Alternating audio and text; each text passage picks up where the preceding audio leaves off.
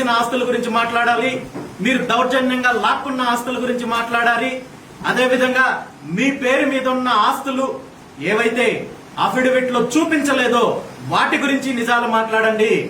మీ తండ్రి గారు మాజీ మంత్రి పెద్దిరెడ్డి రామచంద్రారెడ్డి గారు తన ఎన్నికల అఫిడవిట్ లో చూపించని ఆస్తులు నేను సేకరించిన వివరాల ప్రకారము 142 ఆస్తులు ఉన్నాయి.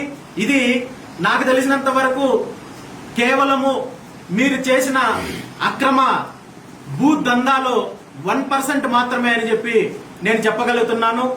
నేరుగా మీ తండ్రి గారు మీ తల్లి గారి పేరు మీద ఉన్న ఆస్తులు నేను సేకరించిన వాటిలో 142 ఆస్తులు మీరు అఫిడవిట్ లో పొందుపరచని ఆస్తులున్నాయి.